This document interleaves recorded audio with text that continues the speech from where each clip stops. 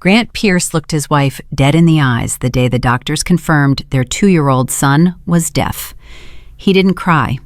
He didn't hold her. He picked up his car keys, loosened his wedding ring, and set it on the kitchen counter like he was returning a defective product. "I didn't sign up for this kind of life," he said. "Fix this, or I'm done." Kendall begged him to stay. She got on her knees on their kitchen floor with their deaf baby screaming in the next room and begged. Grant stepped over her, walked to his car, and never came back. He filed for divorce the following Tuesday. He requested 0 custody. His own son, 0. Before we go on, if these stories move you, please subscribe to our channel and follow this story all the way to the end. Drop a comment and tell us what city you're watching from. We love seeing how far these stories travel. Now, let's get back to it. Kendall Pierce remembers the exact moment she understood what alone really meant. Not the divorce, not watching Grant's taillights disappear, not even the papers that arrived by courier with his signature already dry, requesting 0 visitation, 0 custody, 0 contact with the son he'd helped create. No, the moment came 3 weeks after Grant left, at 2 a.m, when Nolan woke up screaming, and Kendall ran to his crib and picked him up and held him and rocked him and sang to him and whispered every comforting word she knew. And none of it worked. Not a single word reached him. Because her son couldn't hear her. He couldn't hear her lullabies. He couldn't hear her promises. He couldn't hear her say, "Mama's here, baby. Mama's right here." She held him for 45 minutes until he exhausted himself back to sleep. Then she sat on the nursery floor in the dark and made 2 decisions. First, she would learn sign language if it killed her. Second, she would build something so powerful, so successful, that no man's absence would ever leave a hole in her son's life. She did both. Within 4 years, Kendall Pierce turned a startup nobody believed in into a $200 million sustainable energy company. She did it while learning ASL. She did it while fighting school districts for her son's accommodations. She did it while carrying the weight of Grant's words every single day. "I didn't sign up for this." But here's what Kendall never told anyone. Not her board of directors, not her assistant, not even her mother. She was failing at the one thing that mattered most. Her sign language was functional, practical. She could tell Nolan to eat his dinner, brush his teeth, get ready for school. She could say "I love you" with her hands. But when Nolan's emotions exploded, when his signs became fast and frantic and layered with the complexity of a child trying to express fear or grief or confusion, Kendall's hands froze. Every single time. Her brain couldn't keep up. Her fingers stumbled. And she'd watch her son's face crumble as he realized his own mother couldn't understand him. Her mother, Ruth, could. Ruth Pierce had thrown herself into ASL with a ferocity that surprised everyone. At 67 years old, she'd become more fluent than Kendall, more intuitive, more patient. Ruth was Nolan's bridge to the world. When Nolan had a nightmare, he didn't reach for Kendall. He reached for Ruth. When Nolan wanted to tell a story about his day, he found Ruth. When the world got too big and too loud in all the ways that didn't matter, and too silent in all the ways that did, Ruth's hands were the ones that made sense. Kendall told herself she wasn't jealous. She told herself she was grateful. She told herself it didn't matter who Nolan ran to as long as someone was there. She was lying. It mattered. It mattered every single time. Then Ruth got sick. It started with fatigue that Ruth blamed on age. Then swelling in her ankles, she blamed on salt. By the time Kendall forced her mother to see a doctor, Ruth's kidneys were operating at 11%. 11%. "Why didn't you tell me?" Kendall demanded in the hospital corridor, her voice cracking open like dry earth. Ruth smiled from her bed, that infuriating, calm smile she always wore. "Because you have enough on your plate, sweetheart. You've got a company and a boy, and you're doing it all alone. I wasn't going to add to your burden." "You're not a burden, Mom. You've never been a burden." "I know that," Ruth said gently, "but you needed to hear yourself say it. 3 weeks later, Ruth Pierce died on a Tuesday morning in October. Peacefully, the doctor said, in her sleep. As if that made it better. As if peacefully meant anything to a 6-year-old boy who ran through the house that afternoon, signing Grandma over and over, checking every room, every closet, every corner, his hands asking a question nobody could answer. Kendall tried. God, she tried. She knelt in front of Nolan and signed, "Grandma went to heaven. Grandma is with the angels now." Nolan stared at her hands. Then he signed back, fast and desperate, and Kendall caught fragments. Why? Come back. Blanket. Smell. Something about the blanket Ruth had knitted for him, the blue one with the intricate pattern that had taken her 6 months to complete. Something about how it smelled like Ruth's perfume, and how he needed it, and how if he held it tight enough, maybe she'd come back. But Kendall only caught fragments. Not enough. Never enough. Nolan's eyes searched his mother's face for understanding and found confusion instead.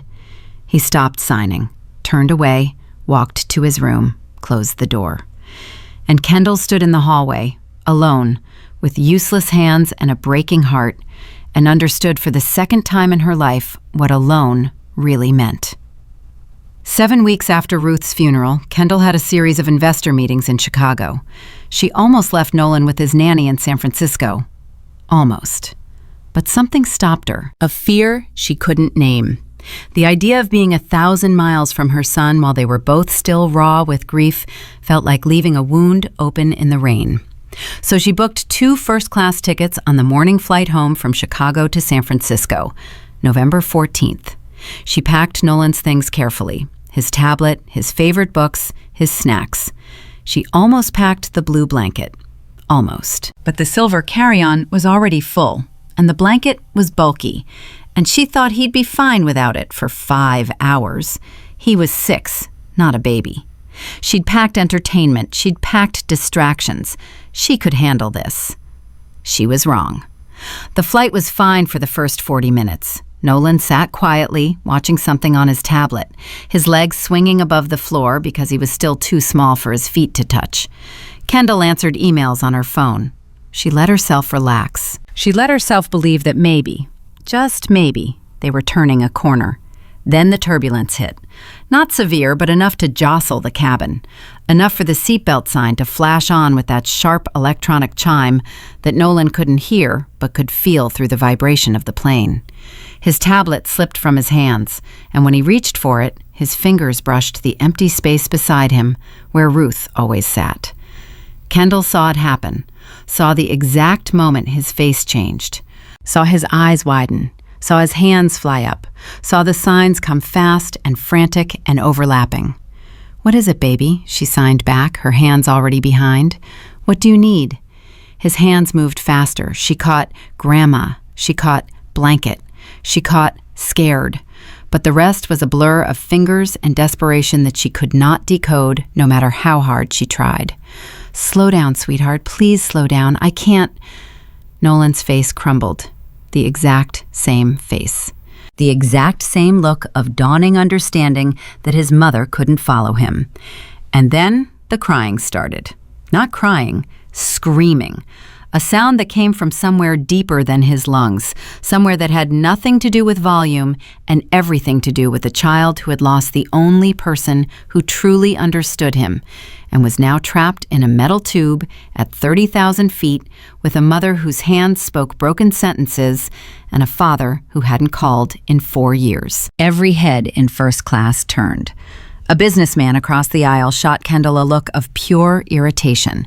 "Can you control your kid?" Kendall's jaw tightened. "He's deaf. He's scared. Back off." The man raised his hands in mock surrender and put in his earbuds. A flight attendant appeared, professional and smiling, offering juice, offering coloring books, offering everything useless. "He can't hear you," Kendall snapped, hating the edge in her own voice, hating that she was snapping at someone trying to help. "He's deaf. He needs... I don't know what he needs. I can't understand what he's telling me." The flight attendant's smile faltered. "Maybe if you could try to calm him down? The other passengers..." "I'm trying." Kendall's voice broke. Right there in first class, surrounded by people who earned less in a year than she earned in a week. Kendall Pierce's voice broke like cheap glass. "I'm trying. I don't know how." The crying continued. 5 minutes. 10 minutes. Passengers shifted in their seats. Someone muttered about noise-canceling headphones. Another passenger flagged down the flight attendant and asked if there was something that could be done about the noise. The noise. Her son's pain reduced to the noise. Kendall pulled Nolan onto her lap, wrapped her arms around him, and held on. His body shook against hers. His hands still moved, still signed against her chest, but she couldn't see them properly, couldn't read them, could only feel the desperate flutter of his fingers like trapped birds. "I'm sorry," she whispered into his hair, knowing he couldn't hear her, saying it anyway because she needed to say it. "I'm sorry I'm not enough. I'm sorry I can't understand you. I'm sorry, baby. I'm so sorry." 15 rows back in seat 22C, Marcus Webb was not sleeping. He hadn't been sleeping, though his eyes were closed and his head was tilted back in the posture of a man trying desperately to rest. Marcus didn't sleep on planes, hadn't slept well anywhere since the morning 4 years ago when he came home from his shift at Chicago Children's Hospital and found police cars in his driveway and his neighbor standing on the lawn with 3-year-old Zuri on her hip and a look on her face that told Marcus everything before anyone said a word. Denise, his wife, brain aneurysm, collapsed on the sidewalk 3 blocks from home during her morning jog, dead before the paramedics arrived. 31 years old, healthy, happy, gone. Marcus remembers dropping his work bag. He remembers the sound it made hitting the concrete. He doesn't remember the next 3 days. People told him later that he functioned, that he made calls, that he held Zuri, that he signed paperwork. He doesn't remember any of it. What he remembers is the 4th day, when he walked into Zuri's room to wake her for breakfast, and she opened her mouth, and nothing came out. Not that she refused to speak, that she couldn't. As if grief had reached into his 3-year-old daughter and physically disconnected her voice. The pediatrician called it selective mutism, triggered by trauma, a survival response. Her brain had decided that a world without her mother's voice didn't deserve her own.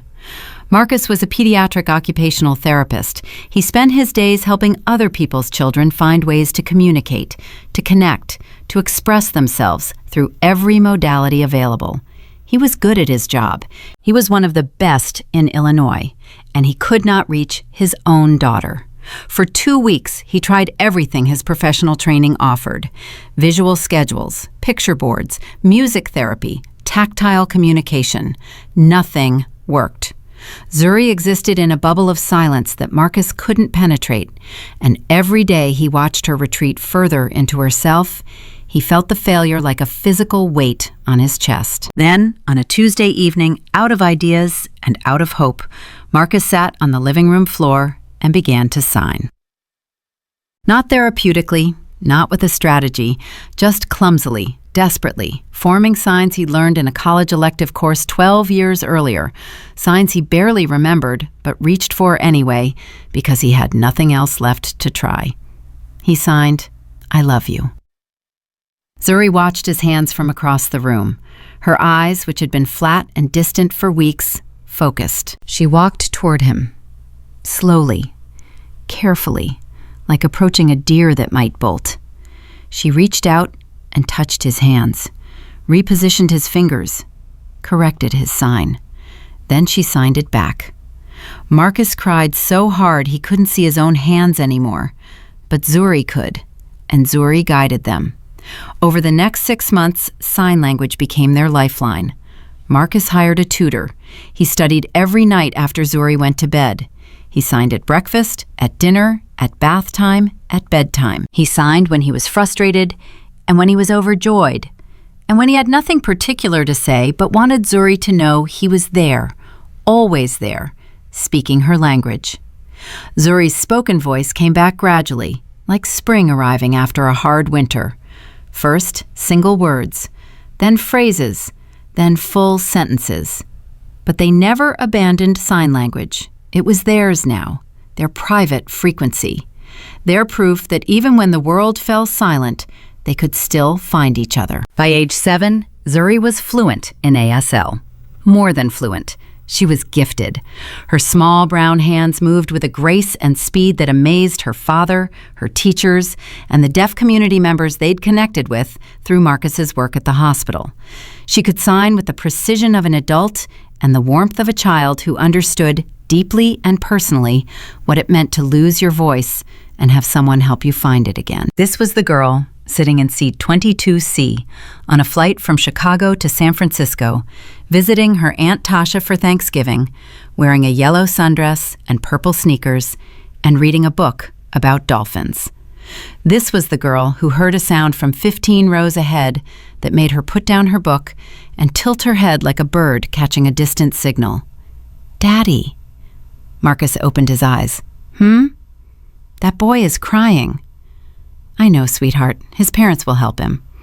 "No, Daddy." Zuri's voice had a quality Marcus had learned to take seriously, a certainty that went beyond her years. "He's not just crying, he's trying to talk, and nobody's listening." Marcus opened his eyes fully. He listened, really listened, the way his training had taught him. The cry wasn't a tantrum. It wasn't frustration about a toy or a snack or a screen. It was guttural, rhythmic, punctuated by gasping breaths that followed a pattern he recognized from his work with nonverbal children. This was a child whose primary communication method had failed and who had resorted to the only universal signal left: screaming. "Zuri, wait!" But her seatbelt was already unbuckled. Her book was already on his seat. Her small body was already sliding past him with the fluid determination of water finding its path downhill. "Zuri!" He grabbed for her arm and caught air. "Zuri Denise Webb, sit down right now." She didn't turn around, didn't hesitate, didn't slow down. Her purple sneakers moved up the aisle with a purpose that Marcus recognized because he'd seen it in Denise. That same unstoppable forward motion when someone needed help. That same complete disregard for any rule that stood between her and a person in pain. Marcus was up in seconds, climbing over the middle seat passenger with muttered apologies, squeezing past a flight attendant who said, "Sir, the seatbelt sign is on," and ignoring it because his 7-year-old daughter was already 5 rows ahead and gaining speed. "Zuri!" She wasn't listening to him. She was listening to something else. A flight attendant in first class stepped into the aisle, one hand raised. "I'm sorry, sir, this is the first class cabin.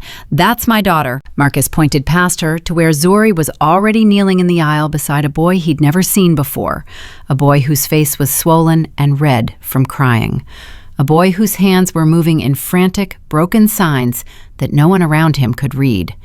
No one except Zuri. Her hands came up, not hesitant, not careful, confident, steady, the way she signed when she was at her best, when the language flowed through her like music through an instrument. The boy stopped crying. Marcus would replay this moment in his mind 1,000 times over the coming years, and it would never lose its power. 1 second, the cabin was filled with a child's desperate screaming. The next second, silence. Total, absolute, stunning silence. As if someone had found the switch on the boy's pain and Zuri's hands had turned it off. The boy stared at Zuri's hands.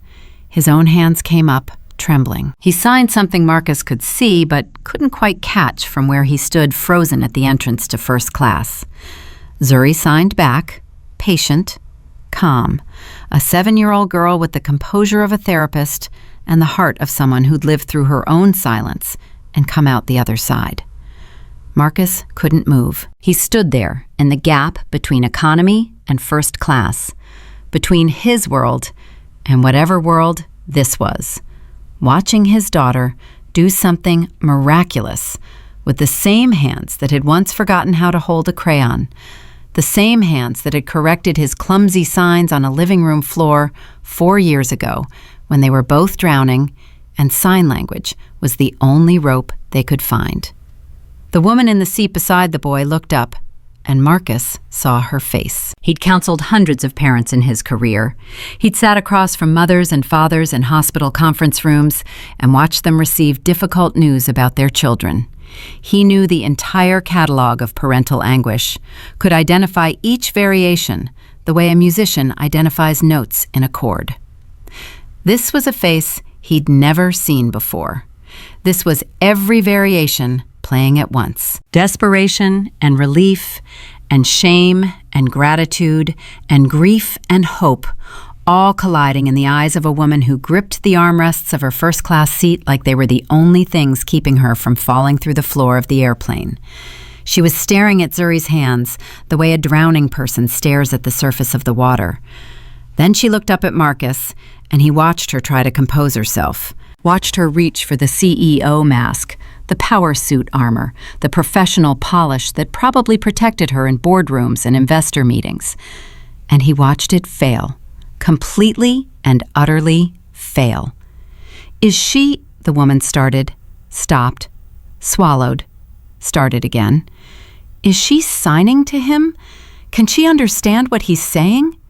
"Yes," Marcus said, "she can." The sound that came out of the woman was not a word. It was something between a gasp and a sob, squeezed through clenched teeth, and she pressed the back of her hand to her mouth as if trying to physically hold herself together. Zuri turned to Marcus. Her eyes were serious in the way only a child's can be when they understand the gravity of a moment adults are still trying to process. "Daddy, he needs his blue blanket. His grandma made it for him. It smells like her. It's in the silver suitcase up there. He says he can't fly without it because Grandma always held it during takeoff, and he's scared, and nobody understands him, and he's been trying to tell his mom, but she can't read his signs when he goes fast. He says he's sorry for crying. He says he knows it makes people angry." Marcus felt something crack in his chest. He says he's sorry for crying. A 6-year-old boy apologizing for having feelings that nobody around him could decode. A 6-year-old boy who'd learned that his pain was an inconvenience. The woman stood up so fast she hit her shoulder on the overhead bin. She didn't flinch. Her hands were shaking violently as she reached for the latch. His grandmother's blanket. Oh, God, of course. Of course that's what he needs. It's in here. I packed it. I almost left it at the hotel, but I packed it at the last minute and I didn't. Her voice splintered. Why didn't I understand him? He was telling me. He was telling me the whole time and I couldn't. I can't. I'm his mother and I can't understand my own son. Marcus reached up, his height giving him the advantage, and unlatched the overhead bin. He pulled the silver case down, and the woman was already unzipping it before it touched the seat, her fingers fumbling with the zipper like it was a lock on a cage. The blue blanket was inside, hand-knitted, intricate, made with the kind of patient, meticulous love that only a grandmother possesses. Marcus could see it in every stitch. The boy, Nolan, his name was Nolan, Marcus would learn that later, saw the blanket and his entire body changed. His arms shot out, he grabbed it and pulled it to his face and buried himself in it. And his breathing, which had been ragged and broken, smoothed out like rough water finding stillness. Zuri's hands moved again, gentle now, and the boy signed back, slower, calmer, and Marcus watched his daughter ask about the blanket, about the patterns, about the grandmother who made it, and the boy's face transformed from anguish into something luminous, the wonder of being understood, the staggering, life-altering relief of finding someone who speaks your language in a world that doesn't. The woman sank back into her seat. Her mascara had run. Her ponytail had come loose. Her suit jacket was wrinkled where she'd been gripping it. She looked nothing like a CEO. She looked like a mother who'd been underwater for a long time and just felt air. "Thank you," she said. Her voice was barely there. "Thank you." Then louder, as if saying it once wasn't enough to carry the weight of what she felt. "Thank you. I should have understood him. I've been learning sign language for 2 years. 2 years! But when he gets like this, when everything becomes too much, when his hands move that fast, She closed her eyes. I fail him. Every time. I fail him. Marcus knew this voice, knew it in his bones, knew it because he'd spoken with it himself on the floor of Zuri's bedroom when 6 months of silence had nearly broken him.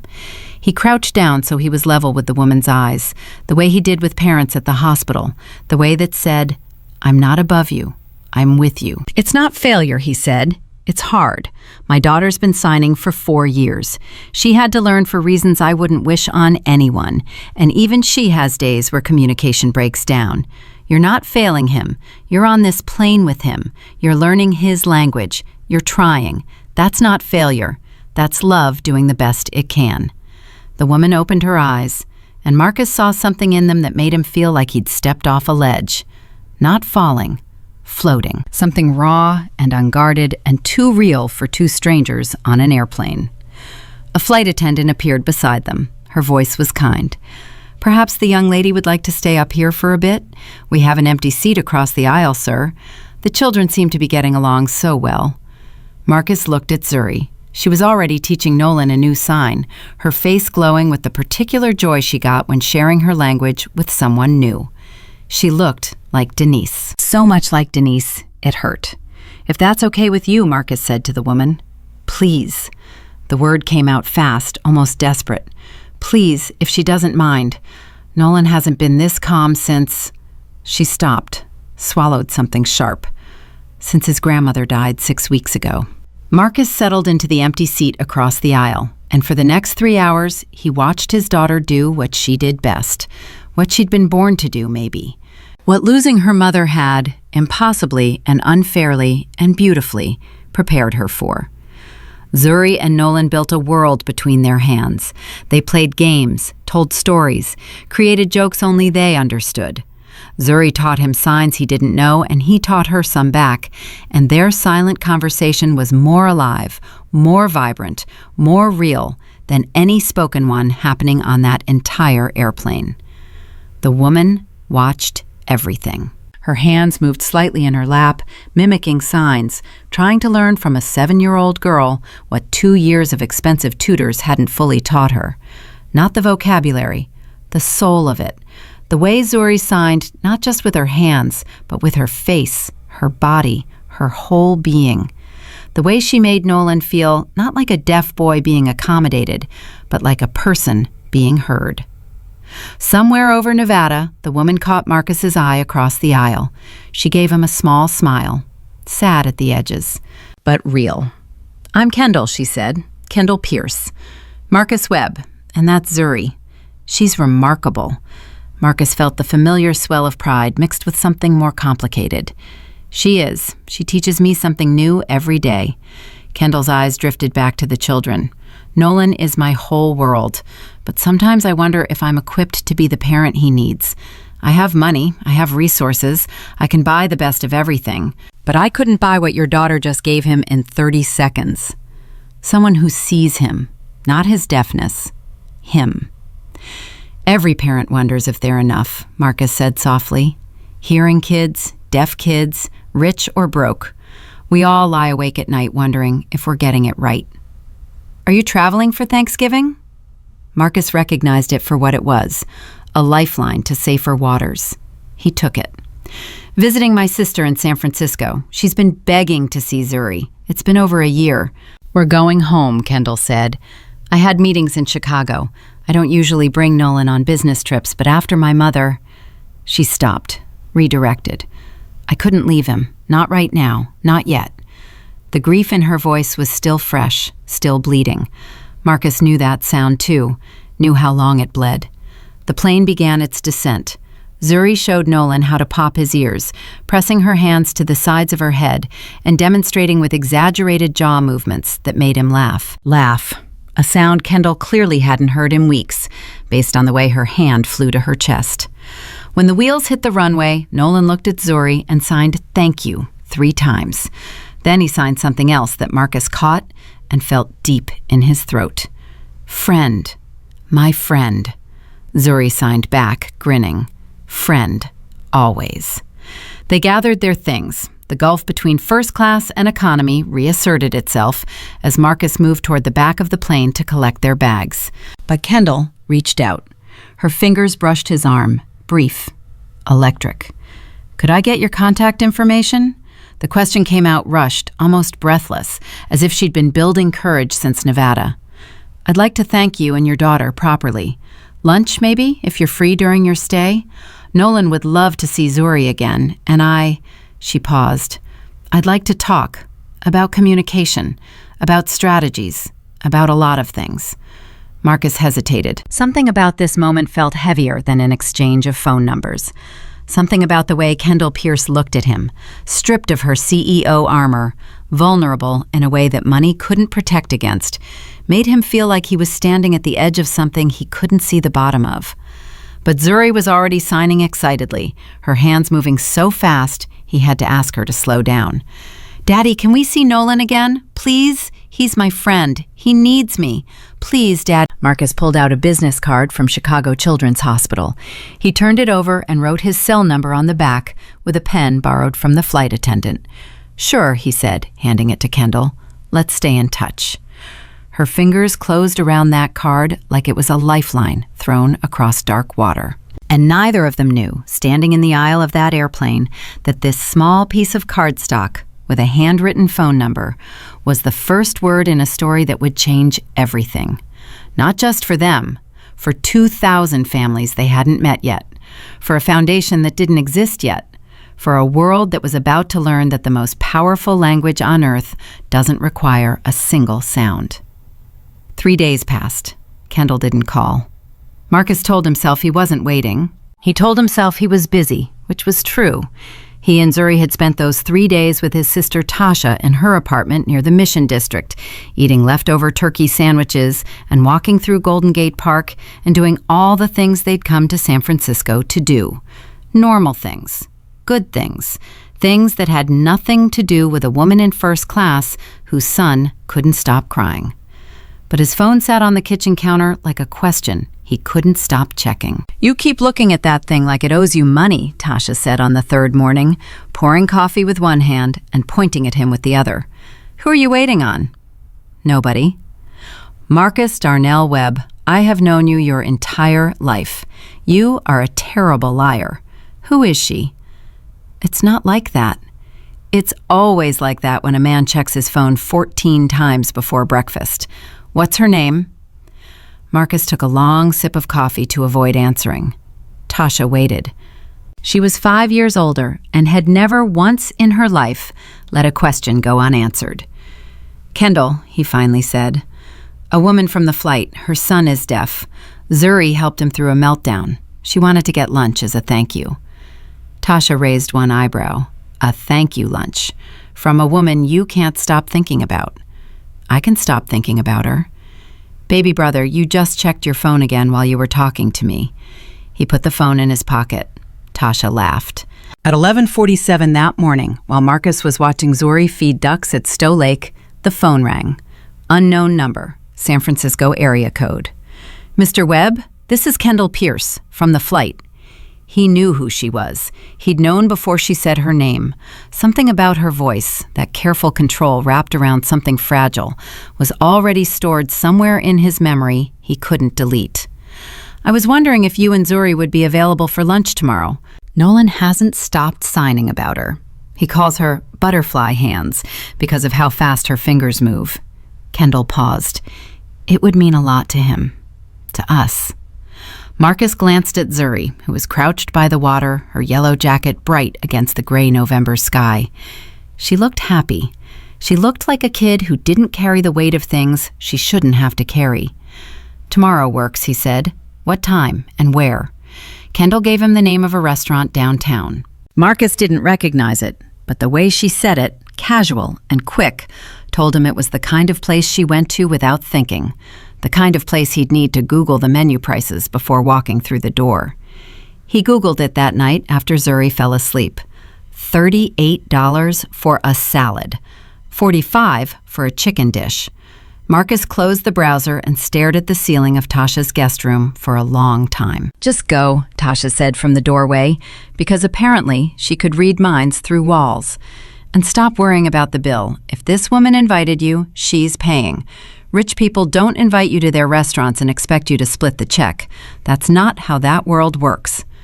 I don't know how that world works. That's the problem. The problem, Tasha said, leaning against the door frame, is that you haven't let yourself care about anyone since Denise. And now some woman on an airplane made you feel something, and you're trying to turn it into a class issue so you don't have to deal with it. Marcus didn't answer. Tasha was right, and they both knew it, and she had the grace to walk away without making him say it out loud. The next day, Marcus put on his best khakis and his cleanest button-down and drove Tasha's borrowed car downtown with Zuri in the back seat, wearing the dress she saved for special occasions. She'd picked it out herself that morning, without being asked. She'd also brushed her hair twice and asked Marcus to redo her braids so they looked extra nice. "Is this because of Nolan?" Marcus asked, watching her in the rearview mirror. "He's my friend, Daddy. I want to look nice for my friend." Marcus's chest did something complicated. His daughter had acquaintances at school, kids who were polite to her, who invited her to birthday parties, who sat next to her at lunch. But she'd never called anyone my friend with that particular weight before, that possessive certainty, my friend, like she'd found something she'd been looking for without knowing she was looking. They arrived 7 minutes early. Kendall was already there. She looked different. That was the first thing Marcus noticed. On the plane, she'd been all sharp edges and expensive armor. Today she wore jeans and a dark sweater, and her hair was down, and she looked like someone who'd slept poorly but was trying not to show it. She looked human. She looked like a mom. Nolan saw Zuri before anyone said a word. His face went from neutral to supernova in half a second. He launched out of his chair so fast, he nearly knocked over a water glass, his hands already flying, signing butterfly and friend, and something Marcus couldn't catch because the boy's fingers moved with the wild joy of a child who'd been waiting, and finally the waiting was over. Zuri signed back, grinning so wide Marcus could see the gap where she'd lost her bottom tooth last week. They fell into conversation immediately, their hands dancing, their faces animated. Two children who'd known each other for exactly 5 hours, building on that foundation like it was 5 years. Kendall watched them for a moment. Then she looked at Marcus, and something in her expression made him pull out her chair without thinking. A reflex from a different life. The life where Denise had taught him that small gestures carry big weight. "Thank you," Kendall said, sitting down, "for coming, for letting Zuri come. I know this is unusual. My daughter threatened to disown me if I said no. I didn't have much choice." Kendall almost smiled. Almost. It got halfway there, and then something pulled it back down. "I owe you an apology," she said. "On the plane, I was a mess. I'm not usually—" She stopped. "Actually, that's not true. I am usually a mess. I'm just usually better at hiding it." "You don't owe me an apology. You were a mom in a hard moment. I've been in hard moments. They don't come with instruction manuals." Kendall folded her napkin, unfolded it, folded it again. Marcus recognized the nervous hands of someone building towards something they needed to say. "Nolan's father left when Nolan was 2, she said. The day the doctors confirmed Nolan was deaf, Grant walked out. He said our son was broken. He said he didn't sign up for this. He filed for divorce and requested 0 custody. 0. Not reduced, 0. Like Nolan was a subscription he wanted to cancel. Marcus's jaw tightened. He thought about Zuri at 2 years old, clinging to his neck, laughing at everything, trusting the world completely. The idea of walking away from that, the idea of calling that broken. His loss, Marcus said, and he meant it in every direction those words could travel. "My mother stepped in," Kendall continued. "Ruth. She was everything. She learned sign language faster than I did. She had this patience with Nolan that I couldn't match no matter how hard I tried. When Nolan had a nightmare, he went to her. When Nolan wanted to tell a story, he found her. She could read his signs at any speed in any emotional state. She just understood him." She sounds extraordinary. She was. Past tense. The hardest tense in the English language. Kidney failure, 7 weeks ago. She was sick for months and didn't tell me because she didn't want to be a burden. Kendall's voice thinned to wire. She died thinking she was doing me a favor by dying quietly. Marcus said nothing. Sometimes the best response to grief is just sitting in it with someone, not fixing, not advising, just being present in the wreckage. So now it's me and Nolan, Kendall said. Just me. And I have money, Marcus. I have so much money. I can buy him the best therapists, the best schools, the best technology. But on that airplane, when my son was screaming and signing and begging me to understand him, all my money couldn't translate a single word. Your 7-year-old daughter did in 30 seconds what 2 years of tutors and a $200 million net worth couldn't do. Zuri's language isn't something money teaches, Marcus said carefully. She learned sign language through pain, through losing her mother and then losing her own voice. That's not a skill you can hire someone to replicate. It's survival. And Nolan recognized it the same way she recognized his cry on that plane. Kendall looked at him with an intensity that made Marcus grip his fork tighter. "Tell me," she said. "Tell me about Zuri's mother." So he did. He told Kendall about Denise, about the aneurysm, about the police cars, about walking into Zuri's room and finding his daughter's voice had simply vanished, swallowed by grief so enormous it had shut down her ability to speak.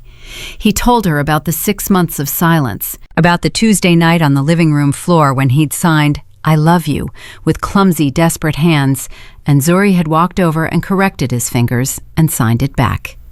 He told her about learning ASL at midnight after 12-hour shifts, about falling asleep at the kitchen table with flashcards spread around him, about the morning Zuri spoke her first word in 6 months, "Daddy," and how he'd stood at the kitchen sink afterward and cried into the running water so she wouldn't hear him. "We built our whole world in sign language," Marcus said. "It saved us, both of us. I was drowning too after Denise.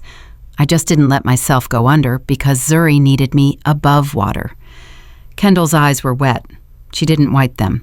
She just let them be wet, which told Marcus more about her than any words could. "I'm sorry about Denise," she said quietly, "and I'm sorry you had to become both parents overnight.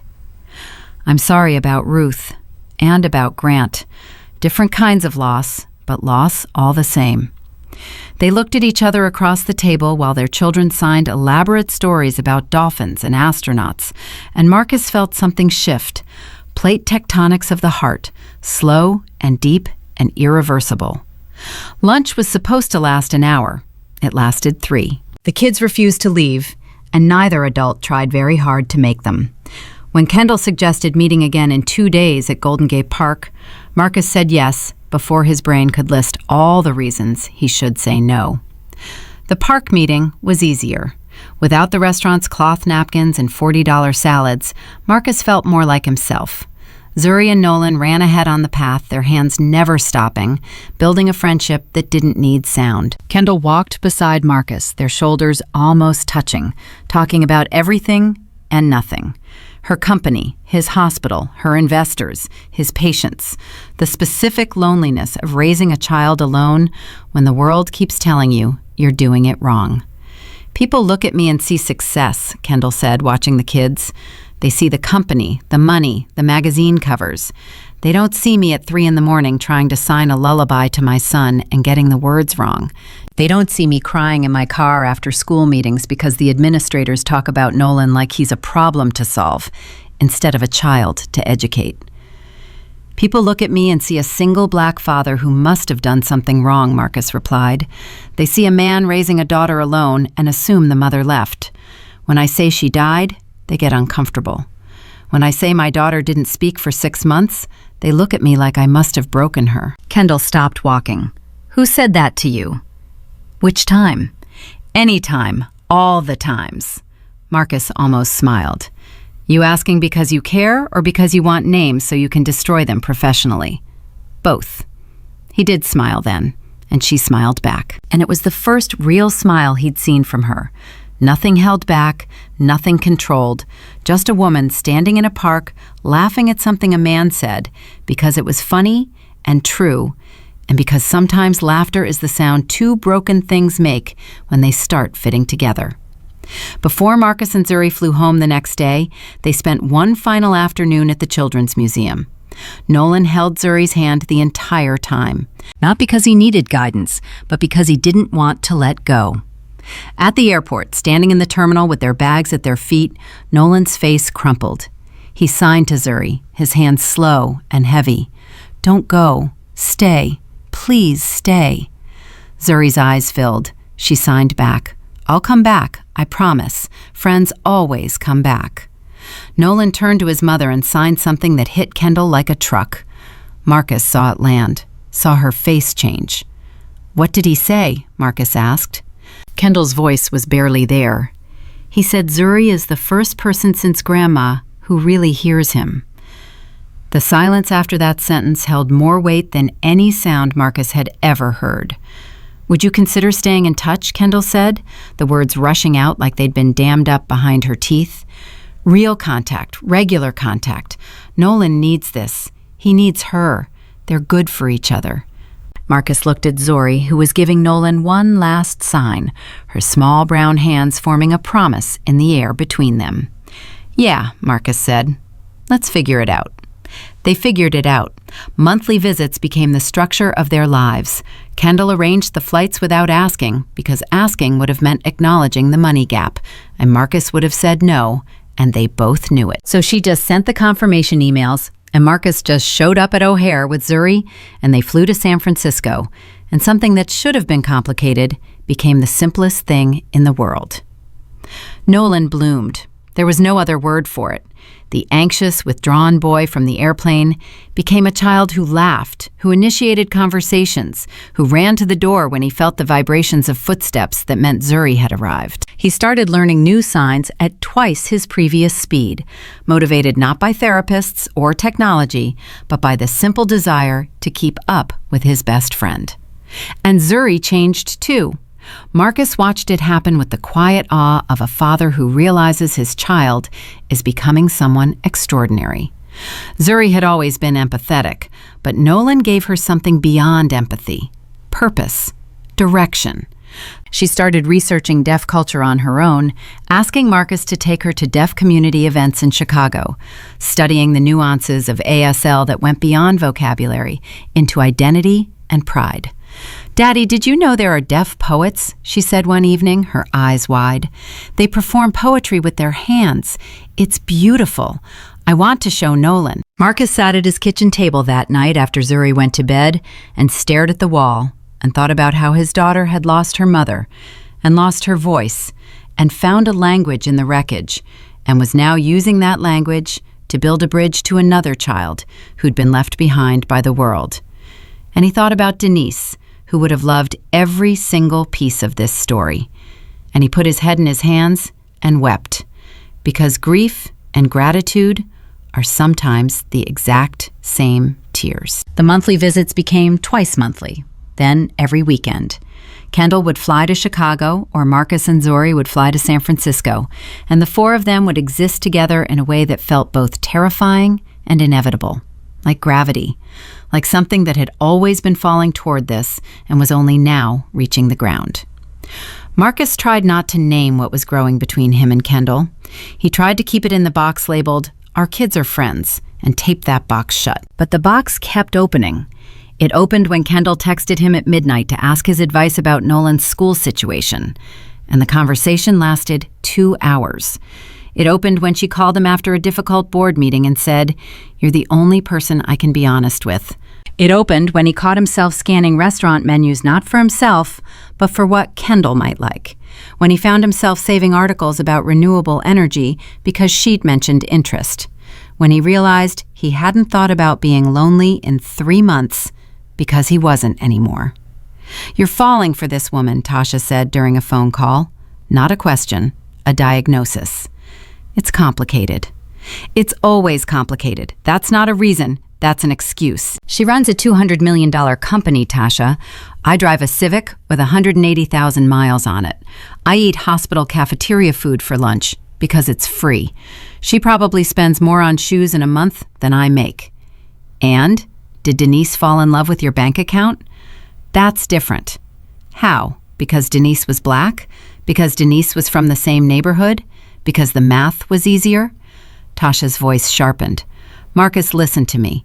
That woman didn't call you because of your tax bracket. She called you because her son comes alive around your daughter, and because she lights up when you walk into a room. I've seen it on video calls. She looks at you like you're the answer to a question she's been afraid to ask. You don't know that. I know what I see. The question is whether you're brave enough to see it too. 6 months after the flight, on a Thursday night in May, Marcus's phone rang at 11:14 p.m. Zuri was asleep. He was reviewing patient files at the kitchen table, a routine so familiar it had become a form of meditation. Kendall's name on the screen. He answered on the second ring, didn't even pretend to wait. "I'm restructuring my company," she said, without hello, without preamble, her voice wound tight like a spring about to release. "Moving our secondary headquarters to Chicago. It would mean Nolan and I would be there at least 2 weeks every month, maybe more, maybe permanently." Marcus forgot how to breathe. The kitchen went silent, except for the hum of the refrigerator and the sound of his pulse in his ears. "That's a big change," he managed. "Nolan needs Zuri."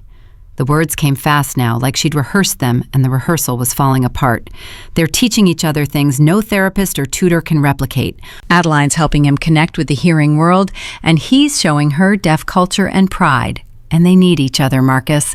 They genuinely need each other. And I can't keep doing these weekend flights forever. The distance is... She stopped. The silence on the line was deafening. "It's not just about the kids," Kendall said. Her voice dropped low. "Marcus, I think I'm falling in love with you." He gripped the edge of the kitchen table. His knuckles went white. "I know this is complicated," she continued, talking faster now, the CEO confidence cracking at every seam. "I know the power dynamics are a mess. I know people will talk. Rich white woman, hospital therapist. They'll say you're after my money, or I'm playing savior, and none of that is true. But I can't control what people say. I can only control what I feel. And what I feel is that I haven't been this honest with another human being since my mother was alive. I think about you when you're not here. I look forward to your voice more than anything in my day. And I hope that maybe, Kendall, if I'm wrong, just tell me. We can pretend I never said this and go back to, Kendall, what? I've been trying to figure out how to say the exact same thing for 2 months. Silence. Complete, total, earth-stopping silence. Really? Her voice was so small it barely carried across the connection. The CEO was gone. The armor was gone. This was just a woman in the dark asking a man if what she felt was real. "Really," Marcus said. "I didn't say anything because I convinced myself I was imagining it, that someone like you wouldn't... Someone like me? Kendall, you could have anyone. You could have whoever you want. I want the man who crouched down to eye level on an airplane and told me I wasn't failing my son." Her voice broke open. "I want the man who raised a daughter so extraordinary that she walked into first class and saved my child with her bare hands. I want the man who makes me laugh and listens when I cry and never once looked at my bank account before he looked at me. I want you, Marcus. I've wanted you since Nevada." They talked until 2:47 in the morning, about everything, about nothing, about what this meant and what it would cost, and whether two people from different worlds could build something that survived the gap, about Denise and Ruth and Grant, and all the ghosts that still had chairs at their tables, about Zuri and Nolan, and what this would mean for 2 children who'd already lost so much and couldn't afford to lose more. "I'm scared," Kendall admitted somewhere around 1 a.m. "I'm terrified," Marcus replied. "Good," she said. "That means it's real." When they finally hung up, Marcus sat in his kitchen in the dark for a long time. He looked at the photo of Denise on the refrigerator, the one where she was laughing at something he'd said, her head thrown back, her joy uncomplicated and pure. "I think you'd like her," he whispered. "I think you'd say she was exactly what we needed." The refrigerator hummed. The apartment was quiet. And somewhere in San Francisco, a woman who could buy anything in the world was holding a phone to her chest like it was the most valuable thing she owned. Kendall moved fast. That was what she did. She hadn't built a $200 million company by hesitating, and she didn't hesitate now. Within 3 weeks of that phone call, she had a commercial lease signed on a 40,000 square foot office space in downtown Chicago. Within 5 weeks, she had a team of 12 relocating from San Francisco. Within 6 weeks, she was standing in Marcus's kitchen on a Saturday morning, drinking coffee from a mug that said, "World's Okayest Dad," watching Zuri teach Nolan how to make scrambled eggs, while both children signed so fast their hands blurred. "This mug is lying," Kendall said, turning it in her hands. "You're significantly better than okayest." Zuri bought it for me for Father's Day. She thought it was hilarious. She has excellent comedic timing. She has excellent everything. I take no credit. Kendall smiled, and Marcus noticed, really noticed for the first time, that when she smiled without the CEO armor, without the protective polish, she looked younger. She looked like someone who hadn't been allowed to be young in a very long time. They hadn't told the kids yet. They'd agreed on the phone that night, somewhere between 1 a.m. and 2 a.m., that the children needed to be protected from the complications of adult feelings. Zuri and Nolan had already lost parents. They couldn't risk building something that might fall apart and drag 2 kids into the rubble. "So we take it slow," Marcus had said. "Slow," Kendall agreed. "Careful. Professional. Absolutely professional." That lasted exactly 11 days. On the 12th day, Kendall called Marcus from her new Chicago office in tears because she'd just finished a video conference with her entire board of directors, and one of them, a man named Richard Voss, had spent 40 minutes questioning whether her personal distractions were affecting her leadership. "He said I was unfocused," Kendall told Marcus, her voice shaking with a rage that couldn't quite cover the hurt underneath. "He said moving the secondary headquarters to Chicago was an emotional decision, not a strategic one. He said I was letting personal circumstances compromise the company." Was he wrong about Chicago being strategic? Chicago makes perfect sense. Lower operating costs, central time zone, access to Midwest energy markets. I've got 18 months of data supporting the move. Then he's not questioning your strategy. He's questioning your right to have a life. Silence on the line. "Then, how do you do that?" "Do what?" "Cut through everything and find the actual wound." "It's literally my job, Kendall. I'm a therapist." "You're not my therapist." "No," Marcus said, and his voice shifted into something that had nothing to do with therapy. "I'm not." She showed up at his apartment that evening after the kids were asleep at Tasha's for a sleepover. She knocked once. He opened the door.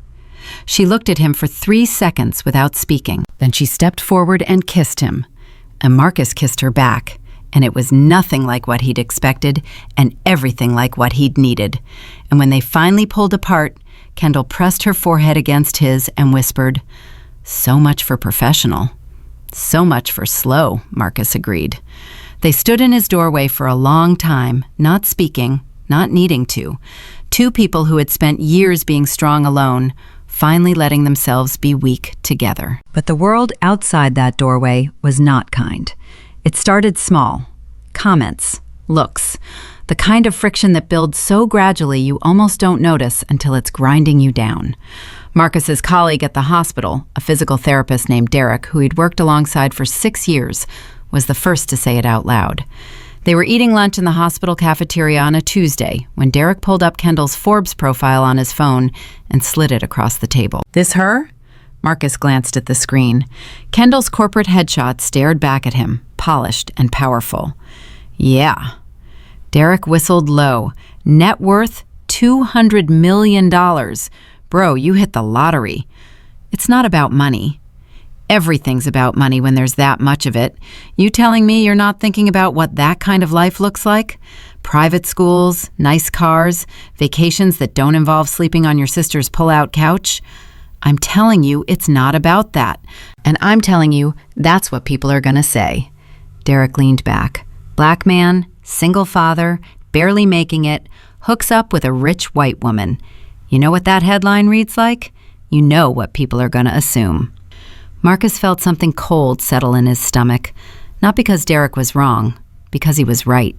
Because Marcus had already thought every single one of those things at 3 a.m. when his brain wouldn't shut off and his insecurities had free rein. I don't care what people assume, Marcus said. You should, because they're going to assume loud. They did. Not immediately, not all at once, but steadily, like water finding cracks in concrete. Tasha called him on a Friday night, 3 months into the relationship, her voice careful in a way that meant she was about to say something he wouldn't like. Marcus, I need to ask you something, and I need you to hear the love behind it. That's never a good opening. Are you sure about this woman? Yes. Are you sure she's not? Tasha paused, chose her words. Are you sure this isn't a savior thing for her? Rich white woman rescues struggling single black father? It's a story she gets to tell at dinner parties. It makes her feel good. Marcus gripped the phone so hard the case creaked. Kendall doesn't need to rescue anyone, Tasha. She runs a $200 million company. She's not looking for a charity case. I'm not saying she is. I'm saying other people are saying it. Cheryl from church asked me last Sunday if you were taking advantage of a vulnerable white woman. Her words, not mine. And Marcus, it's coming from both sides. Kendall's world is going to look at you and see a man who doesn't belong there. Your world is going to look at you and see a man who forgot where he came from. Since when do I live my life based on what Cheryl from church thinks? Since Zuri has to live in the world those opinions create. That's when. Marcus hung up and sat in the dark for a long time. Then he called Kendall. We need to talk about what we're walking into, he said. Really talk about it. I know, she said. Richard Voss called me today. He's heard rumors about us. He told me that my personal choices could affect investor confidence. What did you say? I told him my personal choices were none of his business. Then he said something that I haven't been able to stop thinking about. What? He said, be careful, Kendall. People will say he's only with you for the money. And if they say it loud enough and long enough, you'll start wondering too. The silence between them was heavy, full of things neither of them wanted to examine. Will you, Marcus asked quietly, start wondering? No. Immediate. Fierce. Marcus, I was married to a man who had money. Grant came from money, made money, lived money. And he looked at our deaf son and walked away. Money doesn't make someone stay. Character does. And you have more character in your little finger than Grant had in his entire life. That's not a high bar. Stop. Kendall's voice hardened. Stop deflecting. Stop making yourself smaller so this relationship makes sense to other people. You're not small, Marcus. You never have been. He wanted to argue. He wanted to list every reason why the math didn't work, why the gap was too wide, why people like him and people like her existed in parallel lines that weren't supposed to cross. But the words wouldn't come, because Kendall was right, and his insecurities were wrong, and he was tired of letting fear drive. Okay, he said. Okay, what?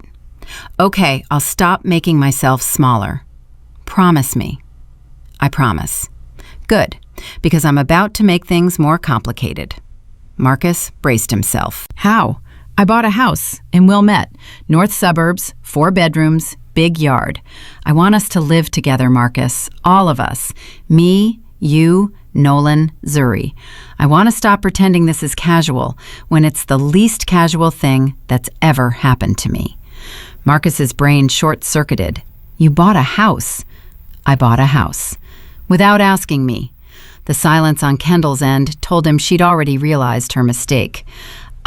Yes, I should have discussed it with you first. That was wrong. I got excited, and I moved fast because that's what I do, and I'm sorry. If you don't want to move in, we don't have to. If it's too fast, I understand. Kendall, I'll sell it. I'll sell it tomorrow. I overstepped. Kendall, stop. I'm not upset that you bought a house. I'm upset that I can't buy you one back. Another silence. Different this time. Tender. Aching. Marcus Webb, Kendall said slowly, I don't need you to buy me a house. I need you to come home to one. with me, with our kids. That's all I've ever needed. He pinched the bridge of his nose. His eyes burned. Our kids. You said our kids. Didn't I? You did. Is that okay? Yeah, Kendall, that's okay. They told the children on a Saturday afternoon, 2 weeks before the planned move. Marcus took Zuri to their favorite spot in Grant Park and sat her on a bench and tried to remember the speech he'd prepared. He forgot it immediately. Baby girl, I need to talk to you about something important. Zuri looked at him with eyes that saw everything. She was 7 years old, and she saw everything. You love Kendall. Marcus blinked. How did you... Daddy, you smile different when she calls. Your face gets soft. And you stopped being sad at night. I can hear when you stop being sad, because you stop walking around the apartment after I go to bed. His daughter had been listening to him pace in the dark. His daughter had been tracking his loneliness by the sound of his footsteps. 7 years old. Are you okay with that? Marcus asked, his voice rough. Me loving someone?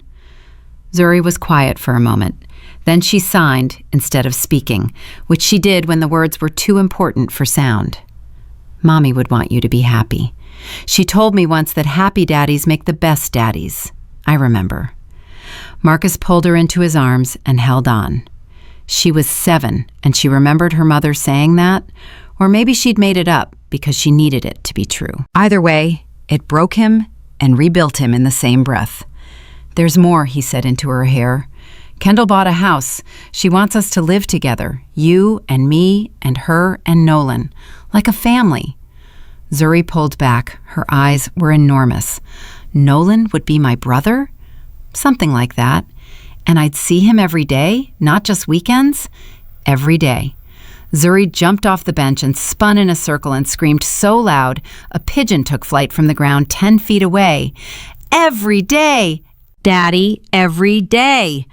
Marcus laughed, and it was the kind of laugh that fills every empty space in a man's chest. The kind he hadn't laughed since before the police cars in the driveway, since before the silence swallowed his daughter, since before grief became the background noise of everything. Kendall told Nolan at the same time. She video called Marcus afterward, her mascara destroyed. He asked if Zuri would really be there every day when he wakes up. I said yes. He asked if Marcus would be there too. I said yes. Then he signed something I'd never seen him sign before. What? Family. The full sign, both hands. He signed it 3 times, and then he hugged me so tight I couldn't breathe. And Marcus, he hasn't hugged me like that since before my mother died. He just held on, and I felt him relax against me, like he'd been carrying something heavy, and finally put it down. Kids know, Marcus said. They always know before we do. Moving day was chaos. Marcus's entire apartment fit into 1/3 of the new house. His worn sofa looked absurd next to Kendall's furniture. His mismatched kitchen plates sat on shelves next to her matching set. His beat-up Civic sat in the driveway next to her Tesla, like a before and after photo nobody had asked for. We could replace some of your things, Kendall suggested carefully on the first night, standing in the kitchen surrounded by boxes. Blend everything together. Marcus picked up his favorite coffee mug, the world's okayest dad one Zuri had given him. He set it on the shelf next to Kendall's sleek espresso cups. This mug stays. I wouldn't dream of touching that mug. And my couch stays. Marcus, your couch has a spring sticking out of the left cushion. That spring has character. That spring is a safety hazard. It's staying. Kendall looked at him. He looked at her. And then they both started laughing, standing in a kitchen full of boxes at 11 p.m., 2 people from different worlds trying to build one world that fit them both. The first month was adjustment. The second month was reality. Zuri and Nolan were easy. They fell into sibling rhythms like they'd been practicing their whole lives. Zuri woke Nolan every morning by flicking his bedroom light on and off, their signal. Nolan saved Zuri a seat at every meal. They fought over the TV remote using increasingly dramatic signs. They made up by creating elaborate secret handshakes that combined signing and spoken words into a language only they understood. The adults were harder. Kendall worked 80-hour weeks and sometimes forgot to eat dinner, and once fell asleep at her home office desk at 2 a.m., and Marcus found her there with her face on the keyboard, a row of the letter J typed across an email to her CFO. Marcus worked early shifts at the hospital and came home exhausted and sometimes didn't have the energy for conversation and sometimes needed quiet in a house that was suddenly very full of people. They argued, not about the big things, not about money or parenting or love, but about the small things that expose the fault lines. Kendall left cabinet doors open. Marcus left wet towels on the bed. Kendall scheduled everything, including family time, in her calendar app, which Marcus found controlling. Marcus refused to plan anything more than a day in advance, which Kendall found chaotic. You can't just see how you feel tomorrow about picking the kids up from school, Kendall said one Thursday evening, her voice tight with frustration. There are logistics. There are schedules. And you can't put spontaneous family fun on a Google Calendar and call it spontaneous. At least I'm trying to make time for, you're managing us, Kendall. We're not your employees. The words landed hard. Kendall's face changed and Marcus saw the hit register, saw her pull back, saw the CEO mask drop into place like a blast shield. Fine, she said, her voice cooling to corporate temperature. I'll stop managing. She walked to her office and closed the door and didn't come out for 3 hours. Marcus sat on the couch, the one with the spring, and stared at the ceiling and felt like he'd just done the exact thing he'd promised himself he wouldn't do. Make her feel like caring too much was a flaw. He knocked on her office door at 10 p.m. Go away. No. Marcus, I'm working. You're hiding. There's a difference. Silence. Then the door opened. Kendall stood there with red eyes and her arms crossed and her chin lifted in defiance. I shouldn't have said you were managing us, Marcus said. You're not. You're organizing because that's how your brain processes love. You show people you care by making sure nothing falls through the cracks. I know that. I was tired and frustrated, and I used your strength against you. That's not fair. Kendall's chin wobbled. I don't know how to do this without a plan, Marcus. I've never had someone just stay without a plan. Grant left because I wasn't enough. My mother stayed because she had to. You're the first person who chose to be here, and I keep waiting for the day you realize it's too much and you stop. Marcus stepped forward and took her face in both hands, the way he did when Zuri was spiraling and needed grounding. I'm not Grant. I'm not going anywhere. You could schedule every minute of my life on a color-coded spreadsheet, and I would still be here tomorrow morning. You'd hate that. I'd hate it so much, but I'd still be here. She laughed. It was wet and broken and beautiful. She pressed her face into his chest, and he held her, and they stood in the doorway of her office, two imperfect people choosing each other despite every reason the world gave them not to. That night, after they'd gone to bed, Marcus heard footsteps in the hallway. He got up and found Nolan standing outside Zuri's door, his blanket, the blue one Ruth had knitted, clutched against his chest. He was crying silently, the way deaf children sometimes cry without sound, tears running down his face in the dark. Marcus knelt down. He signed slowly, carefully. What's wrong, buddy? Nolan's hands trembled. Bad dream. Grandma was there. She was signing to me. Then she stopped. Her hands stopped moving, and I couldn't hear her anymore. Marcus's throat closed. He pulled Nolan against him and felt the boy's small body shake. Then he reached over and opened Zuri's door gently. She was already awake, already sitting up, already watching. Nolan, she signed from her bed. Come here. Nolan crossed the room and climbed onto Zuri's bed, and she held his hands and signed to him in the dark, slow and steady, the signs glowing like fireflies between their fingers. Marcus stood in the doorway and watched his daughter hold someone else's broken child together with nothing but her hands and her heart. And he understood something he hadn't fully grasped until that moment. This wasn't just a relationship. This wasn't just two adults falling in love. This was four people who'd been shattered by loss, finding the pieces they were missing in each other. Zuri needed Nolan to give her purpose. Nolan needed Zuri to give him voice. Kendall needed Marcus to give her grace, and Marcus needed Kendall to give him permission to stop surviving alone. He went back to bed and found Kendall awake, watching the doorway. "Is he okay?" she whispered. "He's with Zuri. She's got him." Kendall closed her eyes. A tear slid down her temple and disappeared into the pillow. "My mother used to do that when he had nightmares. She'd hold his hands and sign him back to sleep." Zuri learned that from losing her own mother, Marcus said quietly. "She knows what it feels like when the person you need most isn't there anymore. She's making sure Nolan never feels that alone." Kendall rolled toward him and pressed her face against his shoulder and cried without making a sound. And Marcus held her the way Zuri was holding Nolan 3 doors down, and the house was silent and full at the same time, broken and whole at the same time. And 4 people who'd come from different worlds breathed together in the dark and became, without ceremony or announcement, a family. Marcus proposed on a Tuesday, not because Tuesday was special, because he couldn't wait until Saturday. He'd planned Saturday. He'd bought the ring 3 weeks earlier from a jeweler on Michigan Avenue, a modest diamond that cost him 2 months of overtime shifts. He planned a dinner. He'd even ironed a shirt, which was something Marcus Webb did approximately never. Saturday was the plan. But on Tuesday evening, Kendall came home from work and dropped her bag on the kitchen floor and kicked off her heels and walked straight to where Nolan was sitting at the kitchen table doing homework. She knelt down beside him and signed, "How was your day?" And Nolan signed back a long, complicated story about a science project involving volcanoes and baking soda, and Kendall followed every single sign. Everyone. No hesitation, no asking him to slow down, no confusion. She just followed him, fluid and confident.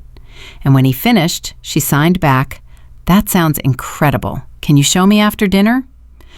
Nolan's face split into the biggest smile Marcus had ever seen on that boy. And Nolan reached out and hugged his mother, hard, burying his face in her neck the way he used to bury it in Ruth's blue blanket. And Kendall held him and closed her eyes, and Marcus could see on her face the weight of 2.5 years of trying, failing, trying again, and finally arriving at the place where she could catch her son's words, no matter how fast they flew. Marcus went upstairs. He got the ring from the sock drawer where he'd hidden it behind a pair of wool socks Tasha had given him for Christmas. He came back downstairs.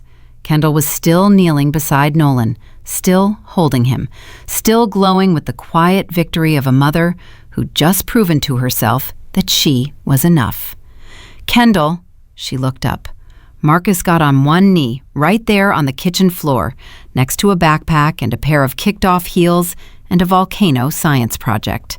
"I was going to wait until Saturday," he said. "I had a plan, reservations, an ironed shirt. But I just watched you understand your son without help for the first time, and I realized I don't want to spend one more day without promising you forever." Kendall's hand flew to her mouth. Her eyes went wide, then wet, then overflowing. Nolan tugged her sleeve. He signed, "Why is Marcus on the floor? Did he fall?" Zuri appeared in the kitchen doorway. She took one look at her father on one knee, one look at the ring, and screamed so loud Nolan felt the vibrations through the floor and looked at her in alarm. "Daddy's proposing!" Zuri signed and shouted simultaneously, her whole body vibrating with excitement. "Say yes! Kendall, say yes!" Kendall laughed through her tears. She looked at Marcus. She looked at the ring. She looked at her son, who was now being rapidly informed by Zuri what was happening, his eyes getting wider with each sign. "Yes," Kendall said. "Yes, Marcus. 1,000 times yes." Nolan understood a half-second later when Zuri's translation caught up. He launched himself off the chair and onto Marcus's back, nearly toppling him. And Zuri piled on, and then Kendall piled on, and they were all on the kitchen floor, laughing and crying and signing and talking, a pile of 4 people who'd found each other against every odd the universe could stack. Marcus slid the ring onto Kendall's finger. She looked at it, then looked at him. "It's perfect," she said. "It's not big. I didn't say big.